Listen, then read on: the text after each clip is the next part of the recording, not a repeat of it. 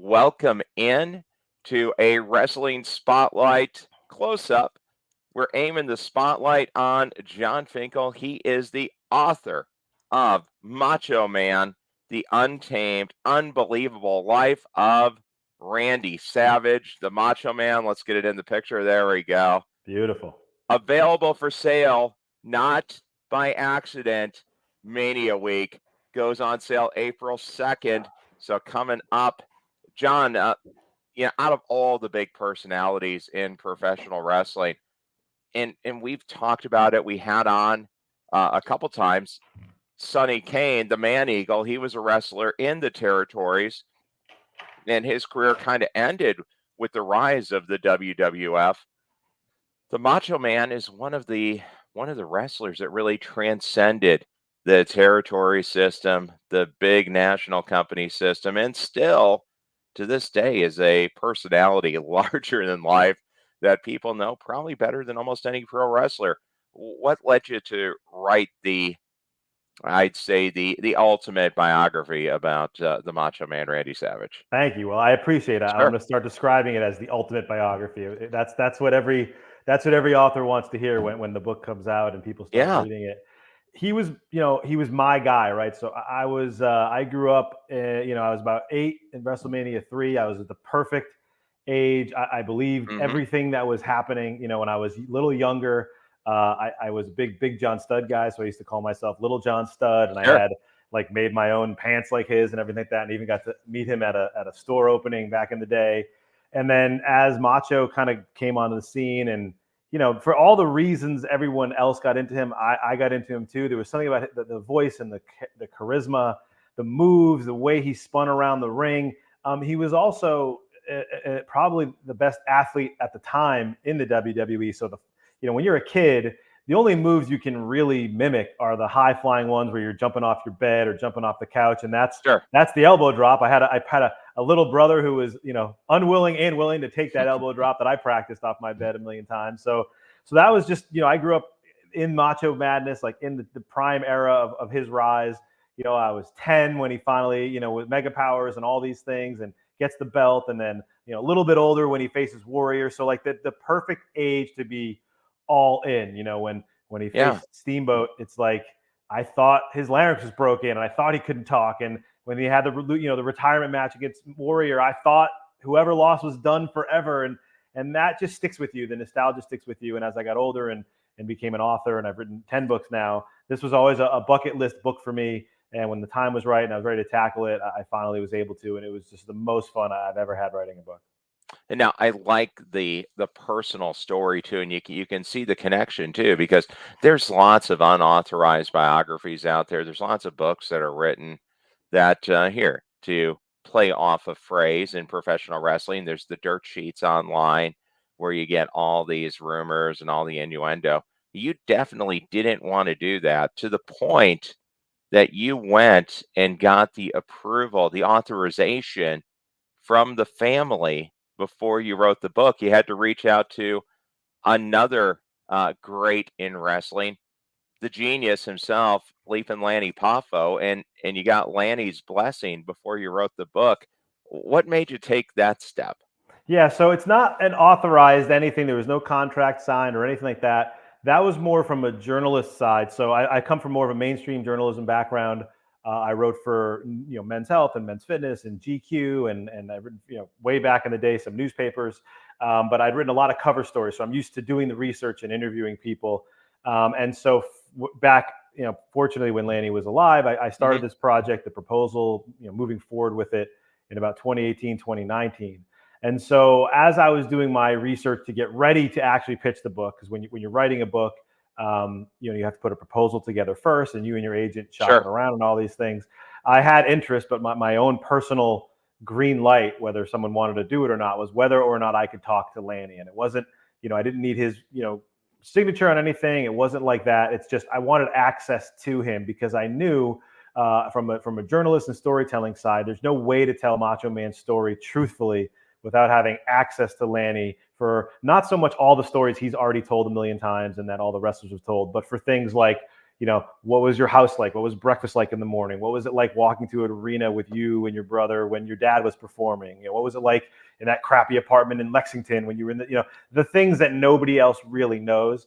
I felt like it would be a disservice, doing a disservice to the story and to Macho and to the Poffo family if I didn't talk to him. So it took about a year. He was not the easiest guy to get in touch with. He lived in Ecuador for part of the year, most of the year. Fortunately, a guy that I'd interviewed from my previous book, 1996, JP Zarka of Pro Wrestling Stories, had done some stories with Lanny earlier and even a couple podcasts. And so I managed to, reach out to JP, and he was awesome. He kind of, in the Godfather style, vouched for me a little bit, but it still took almost a year to get in touch with Lanny. And we finally touched base.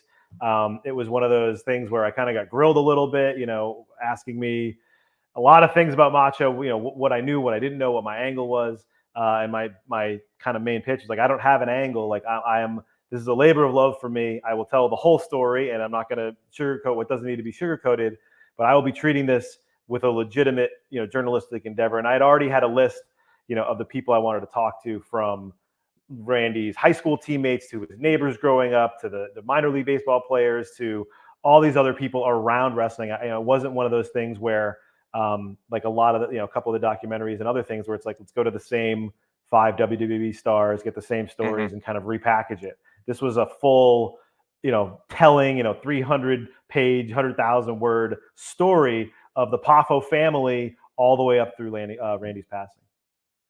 Yeah, because you get into the beginning, which is really the place to start, right? Following his dad, Angelo Poffo, and how he ended up getting into wrestling, and that's a tale that I think you saw a lot during that era, because I had no idea that his dad broke the world record for sit-ups. And he was a physical fitness kind of freak, and tell me a little bit about that, how that weighs in a little bit to the obsessiveness of Randy, because Randy definitely didn't want to leave anything left behind. No, the reason I started with Angelo and Angelo's basically, growing up and his rise to becoming a wrestler and his story, his path to wrestling, is because it informs so much of Randy's story. The commitment to physical fitness, the drive, the intensity, the willingness to voluntarily take on really difficult tasks. And that is who Randy was. So he grew up, his influence, by the time in the book, we get to Randy pretty quickly, but once we kind of establish Angelo's ethos, right? So he, like you mentioned, he was 21 years old, all of a sudden found the weight room when he was in the Navy, got all jacked up and was looking for some record to pass and wanted to make a name for himself, and chose, of all things, the sit-up record, which is a grueling, it was not like the sit-ups perhaps that, I work out all the time. I don't know if you do, but like, it's not basic sit-ups or even crunches. It's these old school sit-ups where your legs had to be flat. You had to go all the way up. Your one elbow had to touch the opposite knee, and then the back and forth, and then go down. So it was like a super flat-legged crunch almost. And he had, he did it for 4 hours and 10 minutes. He did 6,300 or 6,033 of them. And that, any person whose dad did that at 20 something voluntarily, that's who you're living with, right? Every day. It's like, there's no excuses, push yourself, drive. And so, growing up in a house like that, and then top that off with the fact that Angelo chose wrestling of all things as his profession, it really speaks to who Macho Man, became as he grew into his role. Well, and just to give a little context to the sit-up record, the person who tried to break it before Angelo, I believe, ended up in intensive care and had, he died. He died of a ruptured aorta. He ruptured his aortic wall and died. So he died at, like, I don't know, 4,800. I found all the old newspaper clippings from the attempt and everything. And so and Angelo, the story in the book was actually, and I included this, it was his second attempt. He had gone the first time, but was had hundreds of them disqualified because, I don't know, somebody weren't holding his feet correctly. His feet moved.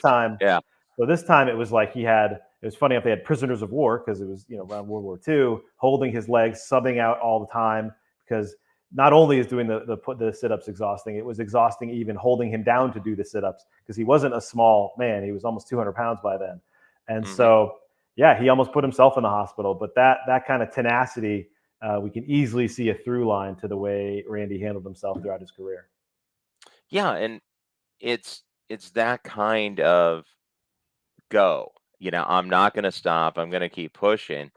His dad then brought in the pro wrestling because he made it in a time that it was difficult. His dad was one of the first pro wrestlers during the television era, back when, Vern Gagne was one of the Oh big yeah, superstars. And I mean, you got influences from Gorgeous George. I saw his first manager was Bronco Lubitsch, who, if you're a fan of World Class Championship Wrestling, yeah, the Bronco Lubitsch, who was the head referee in World Class, it's that guy. yeah. So, I mean, all the way back to the beginning of modern professional wrestling, Randy has that in there. So, were those characters kind of the influence of the Macho Man? I know they say your wrestling character, generally the best ones, are your own personality turned up to 12. Yeah. Would that describe the Macho Man?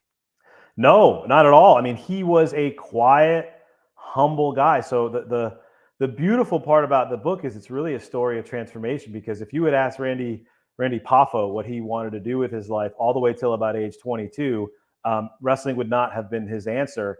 In fact, he would have been pissed off if you told him he was going to have to wrestle, because his dream in life from age 6 to I think probably 23 was to become a Major League Baseball player, and he Hmm. came damn close to doing so. He was an outstanding player in high school.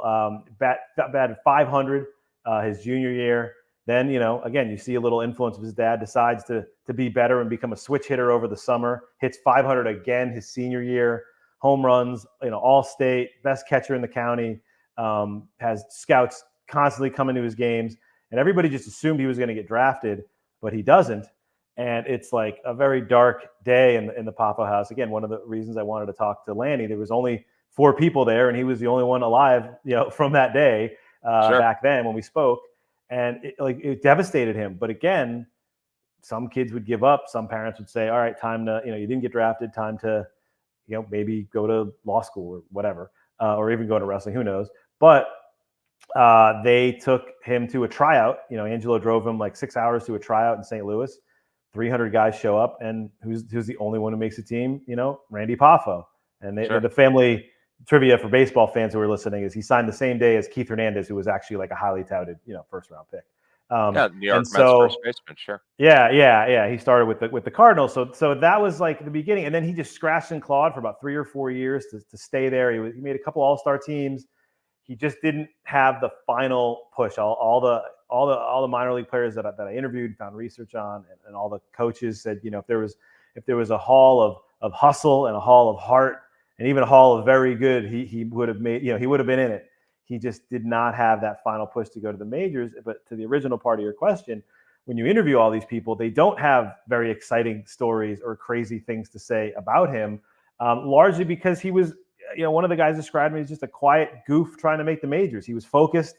He was doing hundreds of sit-ups, thousands of sit-ups in the locker room, working out, making sure he had a tight core and quick batting swing. He had Hmm. a rope with a tire tied around it to a tree where he used to hit thousands of times.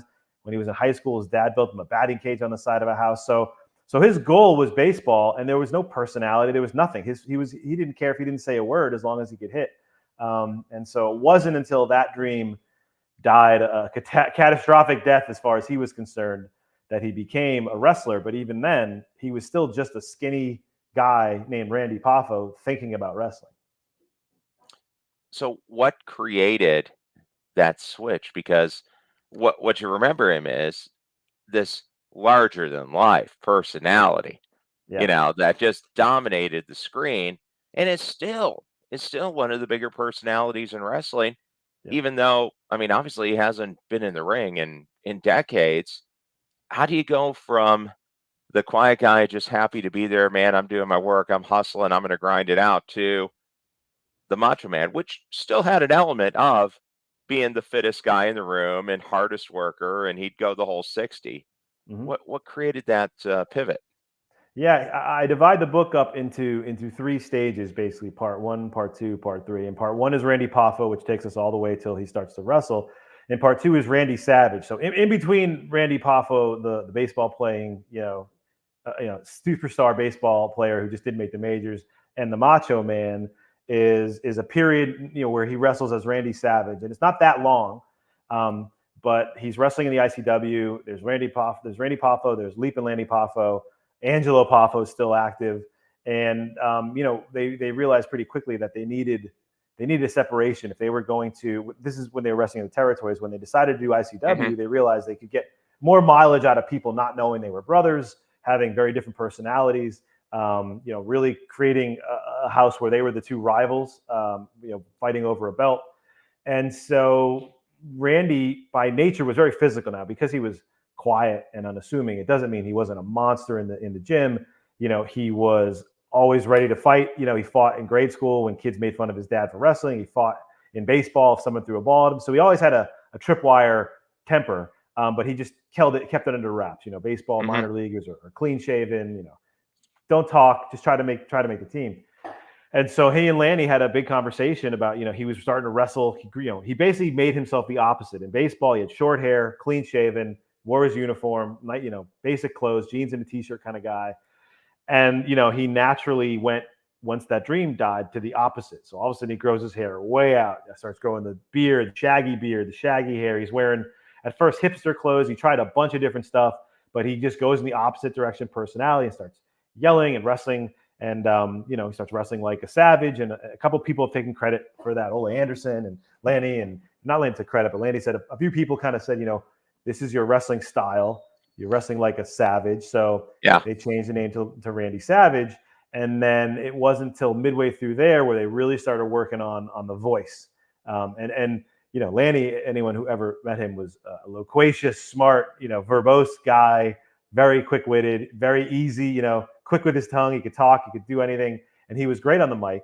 And Randy wasn't. Randy wasn't at all. He was kind of getting by just doing some screaming and didn't really have the character yet. And so they were talking about, well, who was our favorite, growing up, the guy who was the craziest. And there was a wrestler in Hawaii named Pampero Firpo who, when they lived there for a year when his dad did the Peter Maivei's territory, made some money for about 9 months. Who used to do this, oh yeah, kind of thing, and he looked like a caveman. That was his character. Yeah. And so they kind of realized, what about an offshoot of that? And so the way Lanny tells it, Randy kind of spent countless hours in front of a mirror perfecting the twitches and the looks, and was the guttural thing going to be high or low, or come from his belly, or come from his nose, like nasally, or whatever it was. And over the months and months, he perfected what has become known as the Macho Man.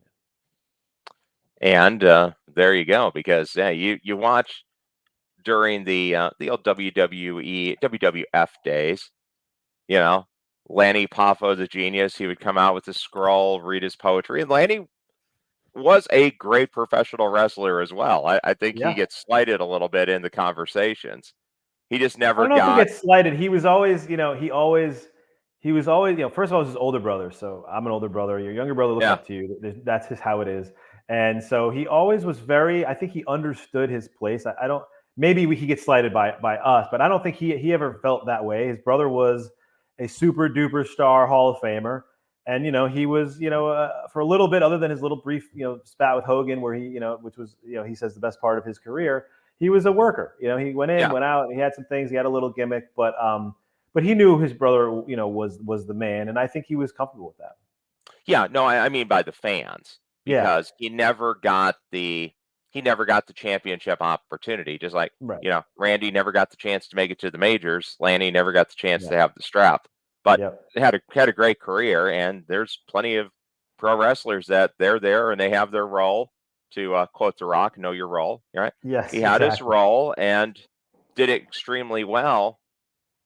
Now, going through that WWF era, that was really one of the first times where, outside of regional stars maybe making appearances, Ric Flair, I think, had some of that national profile. But the WWF under Vince McMahon, when they nationalized it, that was a different animal. That's when pro wrestlers, for the first time since probably the beginning of TV with Gorgeous George and Vern Gagne, pro wrestlers were now first name basis national celebrities, and Randy was one of them. How did that transition go for him? Well, he had it was a very rocky time in the ICW. They never really made it. They called themselves, an outlaw unit, and they were essentially going after, Jerry Lawler, who was not only the king in the ring as a nickname, but also they were the king of Kentucky and Memphis and Tennessee. Yeah. That whole area was what they owned it. And so to come after it the way the ICW did, all they could really do was try to draw attention to themselves, and most of it was in a very like salacious way. They on purpose would get the police called on them. They'd on purpose get thrown out of Lawler's shows.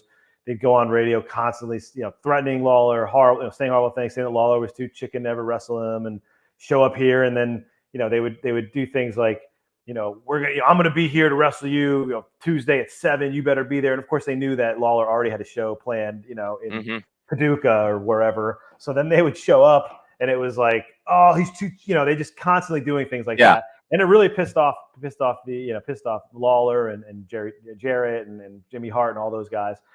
And so eventually what ended up happening is it pissed everybody off, and they got booted from performing in Rupp Arena, which if you're a Kentucky, Tennessee type entertainer, sure, and you can't perform in Rupp Arena, you're done. You have no way to make the big paydays, and you're just living off chip shots at gyms and armoriums and fairs and things like that. And so, they went out of business, and ultimately they realized that they built up all this heat and all this feud with Macho and Lawler. They were still the two most popular wrestlers in the area. They couldn't have scripted it better if they sat down in a room themselves and tried to do it this way. But there was money to be made between a Lawler and Macho Man, rivalry, and then ultimately they did the same thing. They fought together for a little while and all these things. Sure. But ultimately, what ended up happening was he got seen. He got noticed a few times. Jimmy Hart went up. They used to call it going to New York. Jimmy Hart got called up to the WWF, and I think Vince saw some tape of Macho and they were looking at somebody else, and he's like, "Who's that guy?" And Jimmy happened to know him, and so Jimmy got sent down to recruit him. And there you go. Because that was the deal, right? And now we're kind of seeing a little bit of a rebirth, because now you are getting these independent wrestling companies popping up all around the country. You can see them on our channel here in Wrestling Spotlight. There's over 1,000 active promotions in the country now. Whereas it is crazy, because there's all sorts of talk, man, the death of the territories. Territories are done. And that was right there. He was at the apex of it, because those are a couple of the big ones. USWA with Jerry Lawler, Jerry Jarrett, Double J, Jeff Jarrett. They were one of the bigger territories. World Class Wrestling, which we mentioned. They all kind of faded away, and the WWF took over. And all that was really left was the WWF, the WCW, and the kind of the shell of the AWA. Once he got there, Vince McMahon, for all the stories we could talk about, Vince McMahon did build the WWF into what we know now as the WWE, the biggest entertainment company in the world, really. We're both going up to Philadelphia for WrestleMania. It's going to be a week-long, essentially, wrestling party with, I think, like 30 different events from these independent companies that are now drafting behind the WWE. Sure. Randy gets there, and he becomes a transformative star. Do you think, did he see that coming? Did he imagine that he was going to become the Macho Man and was going to be known worldwide? Yeah, he had already been calling himself the greatest wrestler in the world. They all do, but he believed he was going to be. And almost everyone who saw him, and I interviewed even in the ICW, and even when he flipped out of baseball and started trying, that he had something. He was one of the things to keep in mind when we talk about this, and I go into it extensively in the books. That just fascinates me, is that most of the wrestlers in that era were kind of true blue giants. There was a reason they were in wrestling. They were either high school football players or they were high school wrestlers, which was much bigger back then. High school wrestling was a major sport, especially in the Midwest. You were football and baseball. Forget basketball and these other things. Like that was it. Like if you were a star wrestler in Ohio or Michigan, you were a big time athlete. And so most of these guys who came into wrestling were already 6'2", 6'4", 240. Obviously Hulk Hogan was a monster, and Big John Studd was a big guy, and Andre the Giant was big, and even his brother was a couple inches taller, and 240 by the time Randy decided to go into wrestling. And Randy was tiny, by all comparison. He was, listed even in baseball as 6'1". So maybe he was really 6'1". We all know that he's probably closer to 6 foot. But some of the wrestlers have said, like, you never saw him barefoot and you never saw him not on his tippy toes. So flat-footed, maybe he was 6 foot. Who knows? But he had to go through a major, like, physical transformation to get where he wanted to go. And that included putting on like 40 pounds, 50 pounds of muscle over a couple of years. And so when you asked about, did he want to be world champion? Did he see that coming? He prepared his body, he prepared his mind exactly for that. He knew he could have stayed in the territories at 210 and just kind of been one of those athletic guys, right, who's a little bit smaller and played to that. But he always knew if he was going to make it on a national stage and stand in the ring toe-to-toe with Hogan, who everybody knew was the top dog in the country, especially after WrestleMania 1, and Roddy Piper and all these guys, he couldn't be 195 pounds. He had to be physically, he didn't have he wore a big robe. He didn't have the neon outfits and all that just yet. So he knew that he was going to prepare, going to have to be there. So he built his body for that moment. So I would say absolutely from the minute he chose wrestling, when he wanted to be a baseball player, even though it didn't work out, in his mind, he was going to be the next Johnny Bench. He was a catcher. He was going to be a Hall of Famer. The minute he flipped the switch and went to wrestling, he thought, I'm going to be the best wrestler in the world. So as we're kind of winding down here, let's get the book back up. Comes out real soon, April 2nd. You can get it. Macho Man, The Untamed, Unbelievable Life of Randy Savage by our guest, Jon Finkel. I want to ask just a couple of quick questions as we're wrapping it up. Mm-hmm. I don't know, his favorite opponent ever. Who did he like matching up with the most? Yeah, well, early on, obviously Steamboat with the WrestleMania 3 match, which is the most famous. He liked. Sure. He tended to like guys who were A, motivated, B, about his size, and athletic. And so, a guy like that later in his career, who he didn't get to wrestle, but Shawn Michaels, he always looked as someone like that. Even Tito Santana early on, and those guys were both football players. Eventually, Hacksaw, he liked. Hacksaw was an ex-football player. He liked guys who could move. He had a harder time, I would say, just kind of visually sometimes against some of the bigger guys, just because he did give up some of that size. But him and Ric Flair were very evenly matched, even though they were both into their 40s almost when they were finally able to wrestle each other. So I'd say those were some of the best. But I mean, he would, even later in his life, he and Steamboat talked about the magic they made, and I think part of it is because they were mirror images of each other, almost physically and athletically. In terms of his wrestling career, is not being able to have that feud with a rising Shawn Michaels right after the Midnight Rockers and the Rockers. He's become the Heartbreak Kid. You can see he's going to be that next wave of stars. And Randy had a pitch. He wanted to be the star maker. He wanted to give the rub to Shawn Michaels, and he was told, no, we're in a youth movement. Would that be maybe his biggest regret, that didn't happen in his wrestling career? Yeah, I don't know if that would be his biggest regret. The more I researched and read and went into it, I think I would say, and I'm putting words in his mouth as probably the foremost, research person. Yeah, I think he should have had the belt longer when he had it. They really, Hogan called the shots and Vince called the shots, but Macho was an excellent champion, and they had, I think, at least another year of mileage of him being a champion. They cut it short because they already built the other storyline in, but they change things all the time.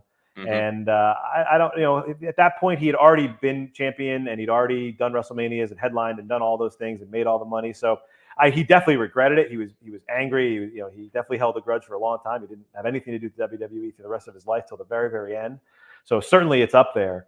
But I would like to think somewhere up in the sky, he and Lanny are talking about how, all this, his super duper stardom, and all the times nowadays we're used to, other than now with Roman Reigns, but prior with belts changing hands and guys becoming champions left and right. It's just ridiculous that he only had it once for one run, and that he never pinned Hogan. They never let him pin Hogan for a belt, which is so ridiculous. I know Warrior came on and was amazing, and that match was great too. Mm-hmm. But he was willing to lose, which I think is part of his greatness. He was willing to be in the biggest matches and take the L for the fans to have the big moment.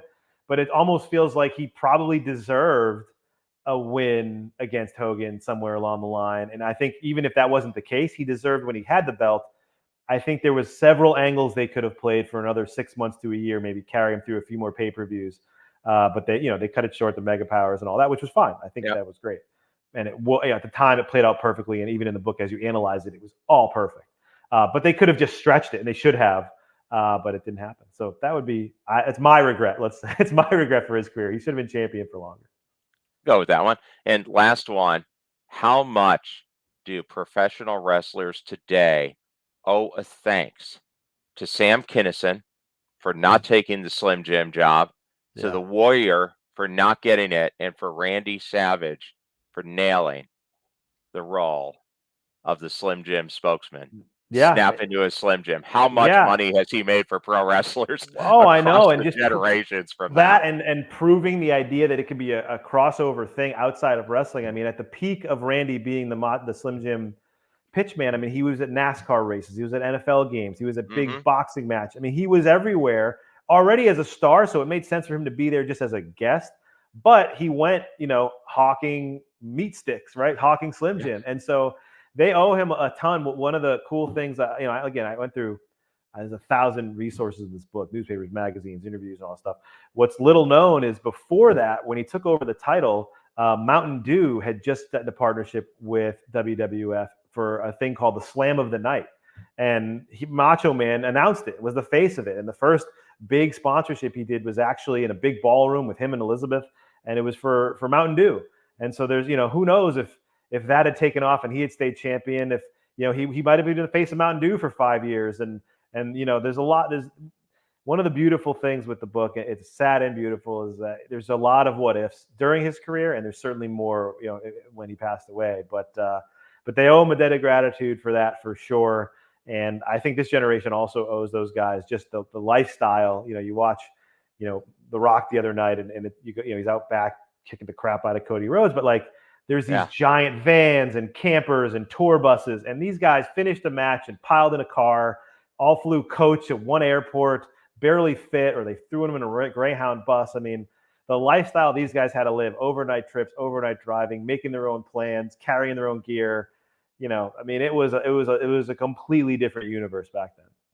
Yeah, the change in just a generation is amazing because we were in junior high and high school watching this era of the WWF, and now, I mean, to use LA Knight's phrase, they are megastars, and it's just a totally different universe now. And Randy Savage, the Macho Man, Randy Poffo, definitely one of the foundational pieces.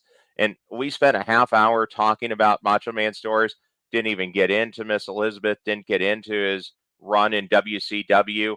There's so much to get out of this book. That's all in the book. If you're a wrestling fan, go ahead and get it. It's available wherever you get books. You can buy it pre-sale right now on Amazon. It's a great gift for somebody who's a wrestling fan, and it's coming out WrestleMania week. John, where are you going to be out in Philadelphia for WrestleMania? Are you doing any book signings? Is there any? I'm doing events? Doing some podcasts, and then I'm going to be signing a bunch of books at Barnes & Noble. We don't have a time just yet. And then I have a book signing booth at the WrestleCon there at the Sheraton on a Sunday. So we'll be awesome. I'll be all around. I'm bringing my 11-year-old son is a diehard wrestling fan, so he's coming with me for the whole thing. And he, the best part of this book was getting him. He's into wrestling anyway, but getting him into my generation of wrestling. Yeah. He watched all the WrestleManias with me and all the old Piper's Pits on YouTube with Macho and everything. And so, I'll be around. My son will probably have an LA Knight shirt on if you see her out there. He's a big LA Knight guy. And, there you go. Come say hi. Want to give a prediction? Is Cody Rhodes going to finish his story, or will you be acknowledging Roman Reigns as your undisputed Universal Heavyweight Champion of the world at the end of night 2? I think it's time for Cody to win it. It's funny. I'm used to it. We've watched it forever, so I'm not indifferent. I love Cody. I think Cody should do it. I think Roman's fine. But if you ask, I don't know how many 11, 12, 9-year-olds you have in your life. It's really funny how not over in a good way, how just tired of Roman being champion they are. Like whenever he's won, even when he beat LA, I think it was the Elimination Chamber, what it was. Even it was like, just enough. The same tactic. He's about to lose. Bloodline comes in. it's like, and this Rock stuff is amazing and refreshing and incredible. But I really do think, and again, it doesn't matter. They're not worried about the 8 to 14-year-olds, but that younger group can't wait. Like, he can't lose that belt fast enough. They're just, because you remember, my son's been really into it since he's about 8. He has like they haven't had anything else. They're like, so no one can win. Like, they're like, what about Drew McIntyre? What about LA Knight? What about Cody Rhodes? Like, it's ridiculous that no one's had it. And so they have a whole, in wrestling, a generation could easily be 3 or 4 years. Yeah, where they're just like, anyone else, like, please. But he loves Cody. I mean, if it's Cody, it's perfect. The thing Cody has is kind of what Cena had back in the day. They did a connection. I've taken my son and my nephew to a few house shows that they've come down here. And no one connects with especially let's say 13 and under like Cody. So go for it. I hope he does finish his story, and I hope it's done in a spectacular fashion, and then The Rock and Roman can do whatever they're going to do at SummerSlam or something. But it's time someone else to have the belt. I'll give you that. And just one last tie-in. I think what Cody represents, and it's weird coming from wrestling royalty, Dusty Rhodes' son, obviously. When he left the WWE and went out on his own, went to these newly reviving territories, defended the NWA title, wrestled in Ring of Honor, became a superstar in New Japan, and then helped start AEW. He really did kind of go down that path like the previous generations, like Randy Savage did, and built his story up. So I think it would be a great ending. Well, Jon, hey, thanks a lot. Is there a website people can go to find out anyone more about watching, you can go to my website is jonfinkel.com. You can see my name right there, spelled that way. I have a newsletter called Books and Biceps. I strongly urge you to join it. I recommend a book every week. Not mine. I mean, I recommend mine when it's coming out, but 50 books a year. I interview a ton of authors from other sports writers, biographers, other kind of books you might like. I'm a big gym guy, so a lot of workout, meathead motivation in there. Some of all my columns go in there. And then I have a lot of cool free giveaways with Macho coming up too. So that's the best place. Twitter, Instagram is both, at Jon_Finkel. And yes, anybody ordering, you show that picture again. Anyone who orders, send me a screenshot on any of those platforms. And I will be sending you a book plate. And I got these really cool hologram stickers of the cover that you can see there. So you get a hologram sticker and a signed book plate. So buy the book. And either DM me on Twitter, DM me on Instagram, or even email me through my website a screenshot of the order, and I will send you what you see on the screen right there. Awesome. Well, Jon, thanks a lot for joining us here, and it's a great gift and a great add-on for your WrestleMania week pleasure. Something to keep as a souvenir. Buy it up there in Philadelphia. We'll try to run into you when we're up there for Mania. I look forward to it. Yeah, look me up. Yeah, absolutely. And we'll